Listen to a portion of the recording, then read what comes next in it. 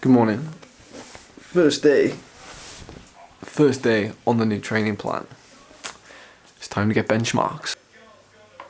So 62.6 kilos, and I have a smart scale that I got on Amazon. It was recommended to me by a bunch of people, and it's called the Renpho, RENPHO. So it comes with an app that I can see a bunch of things on, but more importantly it provides a little bit of ease of tracking. Lots of people use things like this because it syncs to all sorts of platforms like Training Peaks and everything just updates. So if I go out today and I do 5-minute maximal effort, Training Peaks will already know that I'm at 62.6 kilos, and therefore it will adjust my watts per kilo accordingly. It's a great starting point. It's higher than I thought it would be, but it gives us scope, it gives us range, and it's motivating. The goal for potentially hill climbing season is anywhere between that kind of 59 and 60 kilogram range. It always has been, and so I'm going to see if I can get to that in a very slow and steady, controlled manner. Or this could just be water weight, which it probably is, and I will end up shooting right down to 60 in the space of the next few days. If that's the case, we just maintain. It's actually, in my experience, always nice to start with a little bit of a buffer for these type of things, because you never want to be like already in like peak condition, when you start your preparation. You always want to have things that you can always tidy up and do better, and that's, I think, going to be like the motto of these next few weeks / months. Like, do better, like try and do better. So this first week is going to be getting back into the swing of things. I'm pretty good at going like saying this is when I'm going to start something and I'm just going to go with it.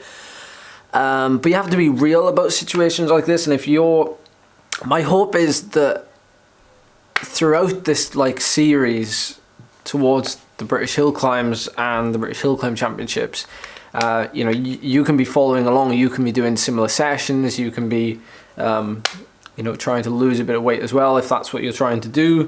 I'm fully aware that, of course, I'm only trying to lose 2 or 3 kilos, if that. Probably the fact that I ate a big old burger last night. So in all honesty, I hope that we can both do this thing together. So this week I'm just going to be going through the motions and trying to get myself back into that routine of watching those things that really make a difference, trying to optimize them as best as I can. And we start today by having a weigh-in, just so that I know where I am, tracking what I'm eating, and I track what I eat using the MyFitnessPal app.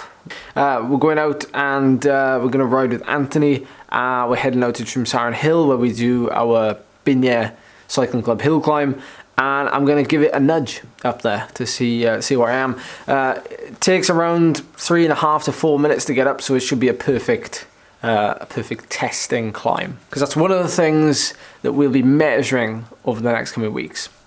More about that in a bit. Beautiful morning. Okay, so the key elements for me during this hill climb program, 3 things with no particular order of importance. We have weight, we have power, and of course we have the mother of all things, perceived effort. To me, if anything, that probably trumps them all, I gotta be honest. I know, not forgetting aerodynamics, some of the hill climbs are gonna be doing, might be going fast enough. With power and with weight and perceived effort, you can track them. They're relatable to you and you only. You shouldn't compare to other people, even though you might know what it takes to win the event, or what it might take for you to do a great time, but it should always come back to measurable goals. I can have a goal of winning every hill climb I enter, or breaking course record for whatever hill climb I enter, and that's actually quite a good goal, actually, because you know what time you want to aim for, you know what a course record is.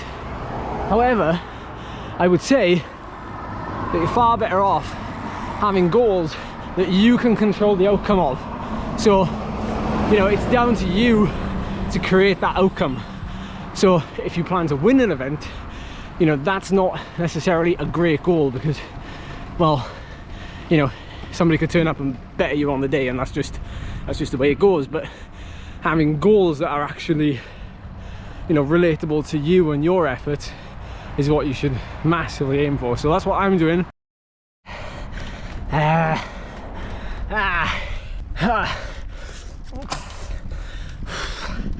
Good grief, that felt good. Felt good. Which is good, because I said 400, didn't I? So I done 400 at 2 minutes, and I was just short of the bit where it starts to level out. My power duration curve is broken. I've broken the power duration curve. I don't know, the app has just glitched. It looks like 490. Yeah. Ish. 403. Yeah, 3. Oh, 303. How do you feel? Oh, it's pretty smoked to the top. Yeah. So a bit of a debrief on that effort.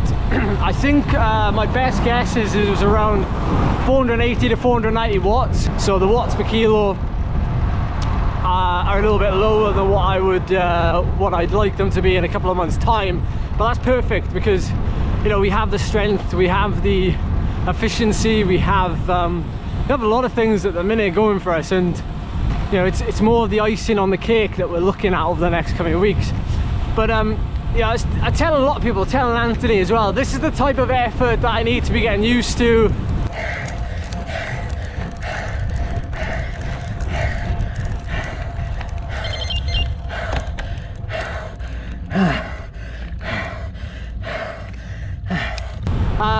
And I need to be like making it feel like I could do it any day of the week. Like Anthony could turn to me like any day of this week and just go like, hey, what's up, Ed, go out today and just do this effort for me, you know, 8.5 watts per kilo for 3 minutes, can you do it?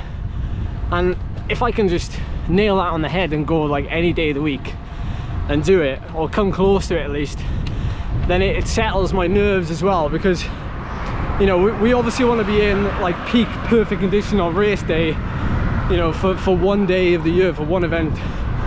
But we also want to be like stacking the cards so we're pretty close to it most of the time. I paced that fairly well, for those of you wondering. Like, it was a pretty even pacing strategy. But I was in and out of the saddle, you know, most of the way.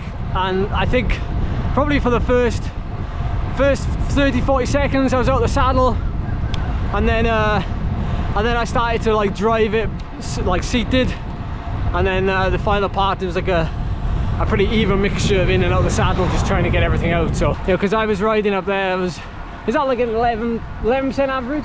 It's 10.8, I think. Yeah, 10.8 average. Steep, yeah.